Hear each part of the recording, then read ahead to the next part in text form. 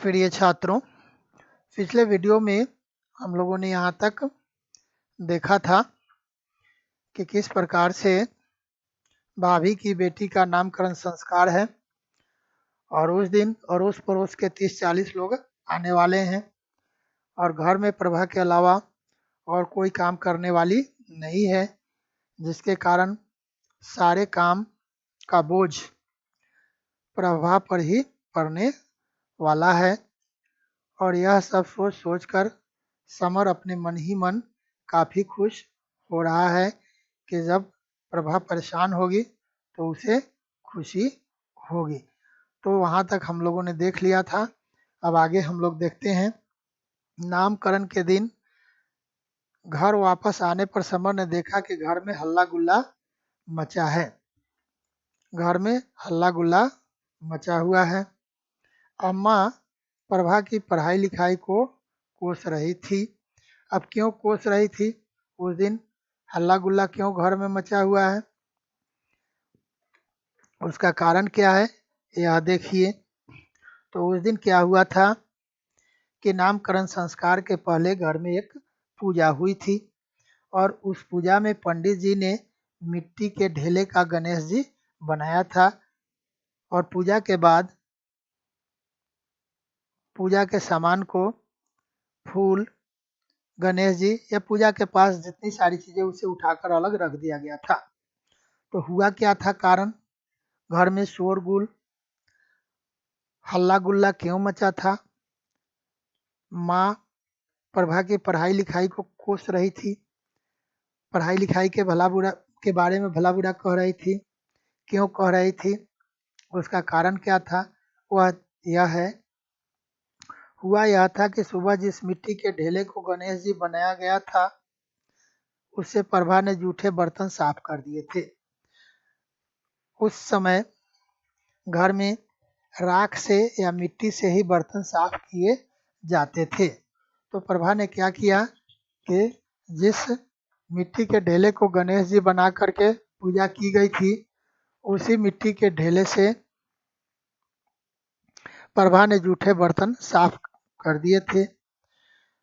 अपशगुन का डर था। कहने का मतलब कि जिसको भगवान मान करके जिसकी पूजा की गई और उससे जूठे बर्तन साफ कर दिए गए, तो इससे अपशकुन होने का डर था, कुछ बुरा होने का डर था। इसलिए अम्मा बहुत चिल्ला रही थी, अम्मा बहुत गुस्सा कर रही थी। उन्होंने प्रभा को अंधी कहा, जिससे मिट्टी के ढेले पर कलावा बंधा नहीं दिखाई दिया। उन्होंने प्रभा को अंधी भी कहा कि प्रभा को साधारण मिट्टी के साधारण ढेला में और असाधारण ढेला में अंतर नहीं लगा। मिट्टी के ढेले में कलावा बंधा हुआ था, रक्षा सूत्र बंधा हुआ था। कम से कम रक्षा सूत्र बंधा होने के कारण भी तो प्रभा को समझना चाहिए कि यह जो ढेला है वह असाधारण ढेला, साधारण ढेला नहीं है, वह असाधारण है। इसमें कुछ न कुछ खास है, तभी तो इसमें कलावा बंधा हुआ है। तो माँ जी ने कहा कि तुम अंधी थी जो तुम्हें दिखाई नहीं दिया कि इसमें कलावा बंधा था, और फिर तूने उसे उठाकर जूठे बर्तन मांज दिए। उसके जवाब से त्रस्त होकर माँ ने उसके माता पिता की दी शिक्षा पर भी व्यंग किया। जब प्रभा ने कुछ जवाब दिया तो माँ ने क्रोध में आकर और प्रभा के माता पिता को भी भला बुरा कहा कि उन्होंने अपनी बेटी को अच्छी शिक्षा नहीं दी। अम्मा रो रही थी क्योंकि अम्मा को अपशगुन होने का डर था कि उसने तो इस तरह का अनर्थ कर दिया, तो हो सकता है कुछ न कुछ हमारे परिवार में बुरा हो जाए। भाभी भी प्रभा को उल्टा सीधा बोल रही थी। अब भाभी भी क्यों चुके, उनको भी चांस मिल गया, मौका मिल गया, वह भी प्रभा को भला बुरा कह रही थी। समर सह नहीं सका। अब समर को गुस्सा आया क्योंकि समर की नज़र में भी वह बात गलत लगी। अंदर गया और प्रभा के मुंह पर ऐसा तमाचा मारा कि 5 उंगलियां उसके गाल पर छप गई। वह गया और प्रभा के गाल पर एक तमाचा जोर से जड़ दिया, जिसके कारण 5 उंगलियों के दाग उग गए। वह गिरते गिरते संभली और धम से बैठ गई।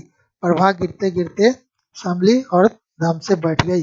समर ने उसे गाली देकर नास्तिक भी कह डाला। समर ने उसे गाली भी दिया और उसे नास्तिक भी कह दिया। नास्तिक का मतलब होता है जो भगवान पर विश्वास न करे, उसको नास्तिक कहते हैं। जो ईश्वर में विश्वास न करे उसे नास्तिक कहते हैं, तो उसे नास्तिक भी कहा। चांटा मारने से समर को आत्मघाती गलानी का झटका लगा। चांटा तो मारने के लिए उसने मार दिया, लेकिन उसे बहुत पश्चाताप हुआ, बहुत पछतावा हुआ। वह कोठरी से बाहर आ गया, वह कमरे से बाहर आ गया। वह पश्चाताप करने लगा, वह पछताने लगा। जिंदगी में पहली बार उसने किसी स्त्री पर हाथ उठाया था, वह पछता रहा है।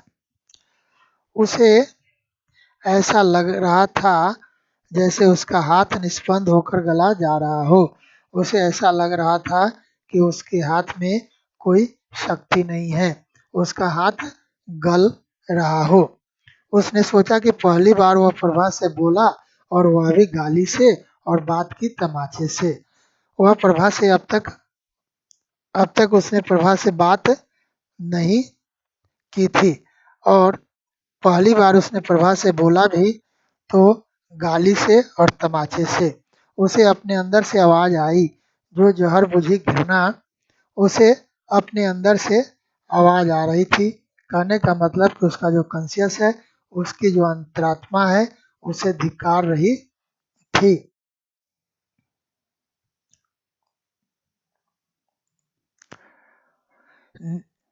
उसकी आत्मा उसे भीतर से क्या कह रही थी? नीच, कायर, कमीने, तुम नीच हो, तुम कायर हो, कमीने हो। यही तेरा आदर्शवाद है, यही तुम्हारी आइडियोलॉजी है। आदर्शवाद का मतलब होता है आइडियोलॉजी। इसको यहाँ लिखता हूँ।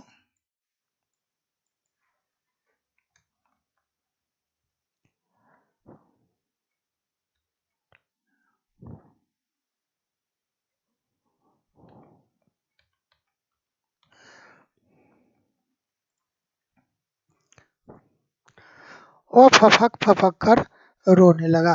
समर रोने लगा। उसे बहुत पछतावा हो रहा था, इसलिए वह रोने लगा। उसे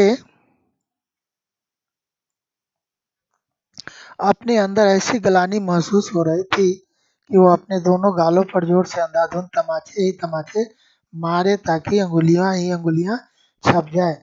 उसे लग रहा था, ऐसा महसूस हो रहा था, इतनी गलानी हो रही थी, इतना पछतावा हो रहा था कि वह सोचने लगा कि वो अपने गाल पर जोर जोर से तमाचे मारे और अंगुलियां ही अंगुलियां उग आए।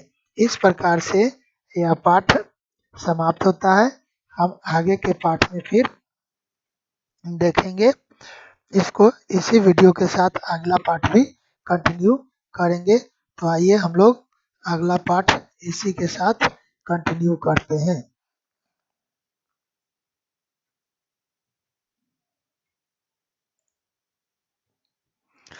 उस दिन मुन्नी ने समर से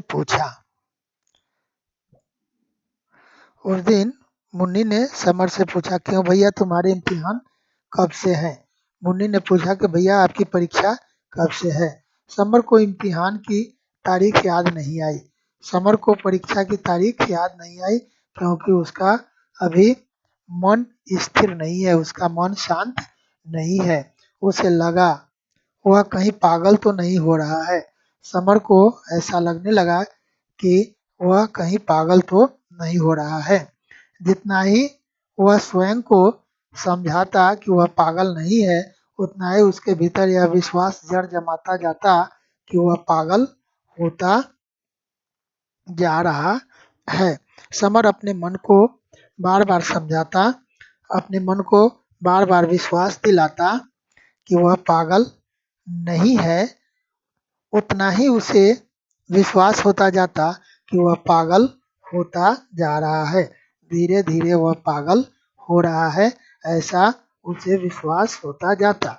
मिट्टी के ढेले के बने गणेश जी की घटना याद कर वो अपने व्यवहार के संबंध में सोचने लगा। मिट्टी के गणेश जी से बर्तन मांजने के बाद जो घर में घटना घटी थी, उस घटना को याद कर करके और उस घटना के क्रम में उसने जो प्रभा के प्रति व्यवहार दिखाया था, उस व्यवहार के बारे में सोच सोच करके उसका मन दुखी होता रहता था, इसलिए वह घटना उसे बार बार याद आ जाती थी। तो उसी घटना के बारे में वह फिर सोचने लगा। लेकिन प्रभा ने यहाँ एक प्रश्न किया था कि भैया आपकी परीक्षा कब से है, और उसे अपने परीक्षा की तारीख भी याद नहीं थी। उसे लग रहा था कि वह पागल हो रहा है, अपने मन को विश्वास दिलाता था कि वह पागल नहीं है। जितना वह विश्वास दिलाता था, उतना ही उसके मन में यह विश्वास बढ़ता जाता था कि वह पागल हो रहा है। क्या प्रभा के प्रति उसका यह व्यवहार उचित था? अपने मन में सोच रहा है कि उसने जो प्रभा के प्रति जो व्यवहार किया, क्या वह व्यवहार उचित था?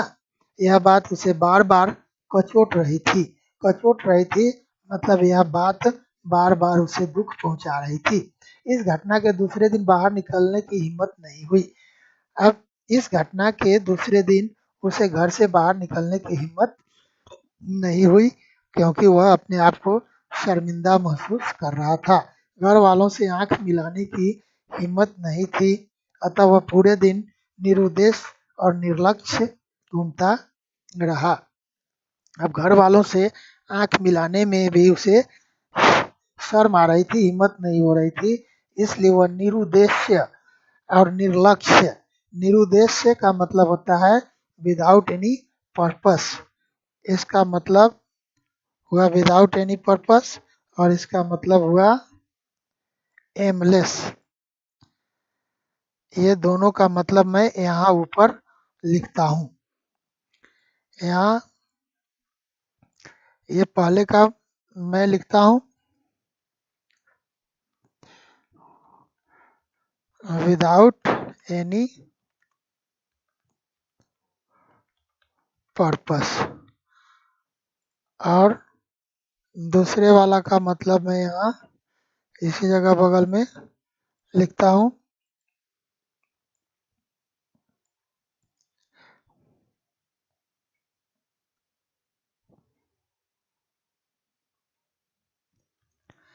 एमलेस, जिसका कोई एम नहीं हो, वह घूमता रहा। पार्क में बैठे बैठे अपने में डूबा रहा। वह पार्क में बैठा बैठा अपने में डूबा रहा। अपने में डूबा रहा मतलब सोच में डूबा रहा। वह सोच रहा था कि बात बात पर चिड़चिड़ाना, दूसरों को कष्ट पहुंचाकर आनंद लेना, मारपीट करना, लड़ना,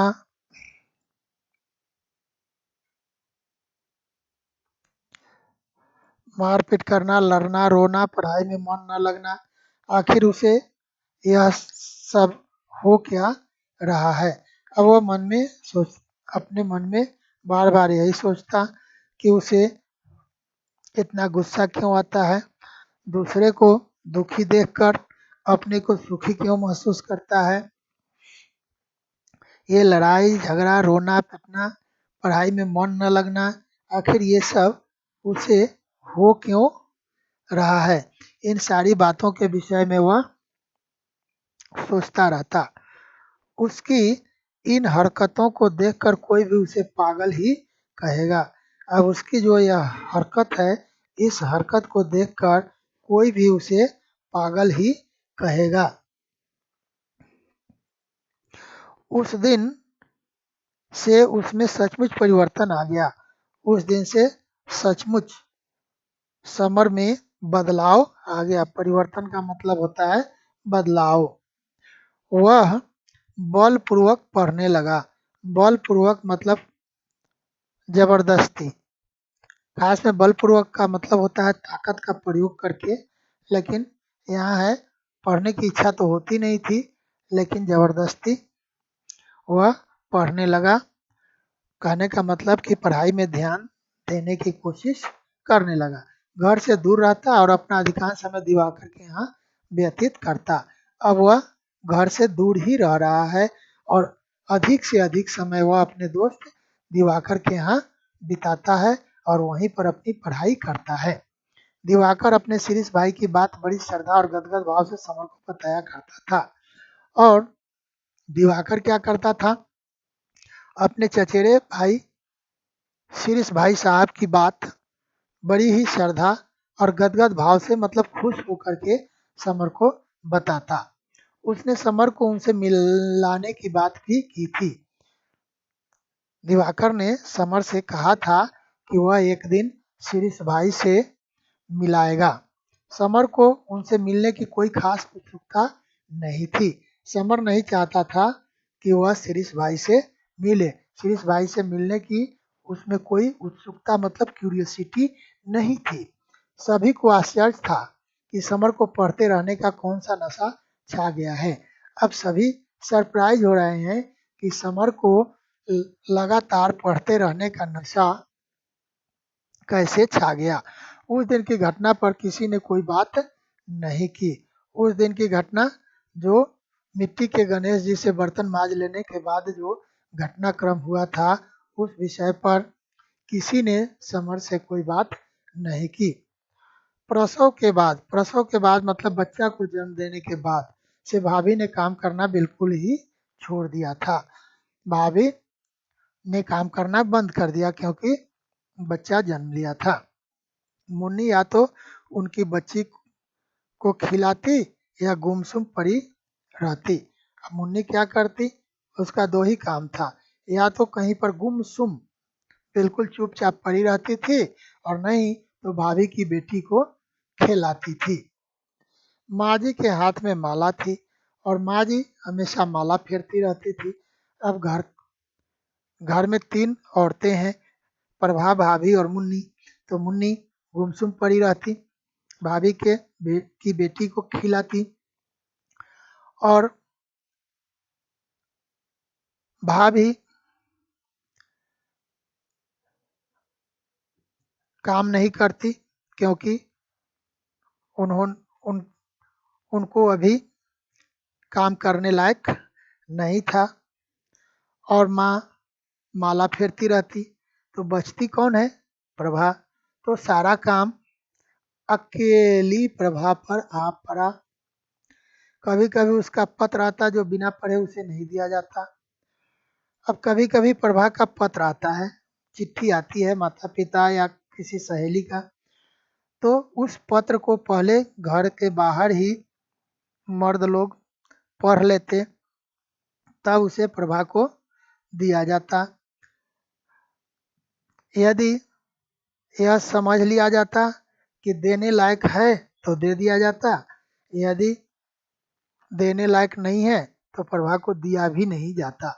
जब वह किसी को पत्र डालने के लिए कहती तो वह पत्र भी पानी से खोलकर पढ़ लिया जाता और शायद उसने पत्र लिखने ही बंद कर दिए थे। अब प्रभा यदि कोई चिट्ठी ले करके और लिखती और लेटर बॉक्स में डालने के लिए अमर को या कुंवर को देती, तो पहले क्या किया जाता, जो पत्र लेटर चिपकाया हुआ होता उसको पानी से भिगा करके गीला करके उसको खोल करके पढ़ लिया जाता और डालने लायक यदि उस पत्र में सब कुछ ठीक ठाक है तो उसको फिर से चिपका करके लेटर बॉक्स में डाल दिया जाता। यदि ठीक ठाक नहीं है तो उसको लेटर बॉक्स में डाला भी नहीं जाता, जिसके कारण क्या हुआ कि प्रभा ने चिट्ठी लिखना ही बंद कर दिया था। एक दिन समर ने अम्मा को कहते हुए सुना, एक दिन समर ने सुना अम्मा कह रही थी बहू से, प्रभा से, क्यों री बहू तू चिट्ठी विट्ठी नहीं डालती? इनके पास तेरे बाप की चिट्ठी आई है, पूछा है कहीं तू बीमार तो नहीं है? क्या तुम अपने माता पिता को चिट्ठी नहीं लिखती हो? तुम्हारे पिता की चिट्ठी इनके पास मतलब समर के पिता के पास आई है और उस चिट्ठी में तुम्हारे पिताजी ने लिखा है कि समर कोई प्रभा कोई चिट्ठी वगैरह लिखती नहीं है, कहीं आजकल बीमार तो नहीं चल रही है। कहने का मतलब यह कि माँ यह जानना चाह रही हैं कि प्रभा चिट्ठी क्यों नहीं लिखती है। प्रभा के चिट्ठी नहीं लिखने के कारण प्रभा के माता पिता चिंतित हैं। इसके कारण उन्होंने समर के पिता को चिट्ठी लिख करके और इस बात की जानकारी लेने की कोशिश की है कि प्रभा ठीक तो है। प्रभा चटनी पीस रही थी और उसने कहा, आप देख ही रही हैं सब ठीक है। प्रभा ने कहा कि आप तो देख रही हैं सब कुछ तो ठीक ही है, मैं ठीक ही हूँ। प्रभा के मायके से 5-6 पत्र आए थे पर उसने जवाब नहीं दिया था। प्रभा के माता पिता के यहाँ से 5-6 चिट्ठियाँ आ चुकी थी लेकिन प्रभा ने एक भी चिट्ठी का जवाब नहीं दिया था। छलछलाती आंखों को संयत करते हुए उसने कहा, लिखूंगी अम्मा जी। और प्रभा की आंखों से आंसू आ गए और उसने अपने आप को संयत मतलब नियंत्रित, कंट्रोल करते हुए, संयत मतलब नियंत्रित, कंट्रोल करते हुए, पेन ने काम करना बंद कर दिया। संयत मतलब कंट्रोल करते हुए, नियंत्रित करते हुए,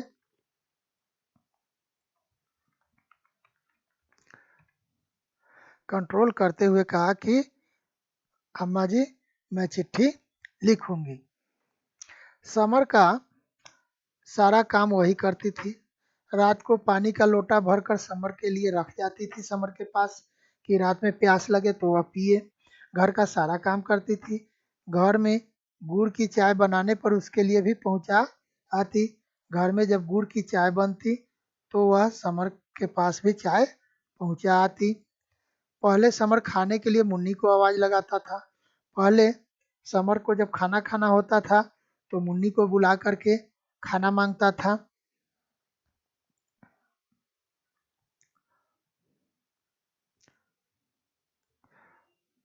पर अब वही खाना लगा देती और रोटी की चाह में वह थाली सरका देता। लेकिन पहले मुन्नी को बुलाता था लेकिन अब प्रभा ही उसे खाना परोस देती है और समर उससे बात नहीं करता है। लेकिन जब और रोटी उसे चाहिए तो वह थाली आगे की तरफ सरका देता है। तो प्रभा समझ जाती है कि उन्हें और रोटी की जरूरत है। तो प्रभा उसमें और रोटियां डाल देती है। जो चीज कम होती वह स्वयं उसे दे देती।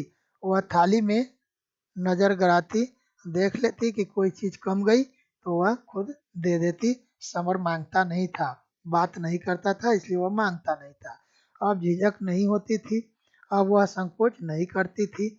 उसे लगता था कि यह कर्म जिंदगी भर चलाया जा सकता है। अब समर को लग रहा है कि इस तरह से तो जिंदगी भर भी काम चलाया जा सकता है, बिना बोले अपना काम चल सकता है। वास्तव में बोलने के सिवाय उसके सारे काम हो रहे थे। वास्तव में बोलने के सिवाय समर के सारे काम हो रहे थे, इसलिए बोलने और न बोलने से कोई फर्क नहीं पड़ रहा था। समय व्यतीत होता जा रहा था, समय निकल रहा था, धीरे धीरे समय बीतता जा रहा था। ठोस पत्थर पर जैसे जल की धारा बहती चली जाए उसी तरह समय दिन और रात की लहरों में बहता चला जा रहा था और चेतना शून्य होकर देखता था कि पत्थर ज्यों का त्यों है। कहने का मतलब यहाँ यह है कि समय धीरे धीरे बीतता चला जा रहा था और जिस प्रकार से पत्थर पर पानी डाला जाता है तो पानी बह कर के निकल जाता है और पत्थर पर कोई असर नहीं पड़ता है। ठीक उसी प्रकार से समर और प्रभा की जिंदगी चली जा रही थी और उन दोनों पर कोई असर नहीं पड़ रहा था। तो फिलहाल हम लोग इस वीडियो में इतना ही रखते हैं। आगे का जो बचा हुआ है वह हम लोग अगले वीडियो में देखेंगे। और इस समय देख रहे हैं कि समर खाना खाने बैठा हुआ है और समर खाना खा रहा है, प्रभा रोटी बना रही है और एक एक रोटी वह प्रभा को देती जा रही है। तो फिलहाल इतना ही, अगले वीडियो में हम लोग देखेंगे इससे आगे का।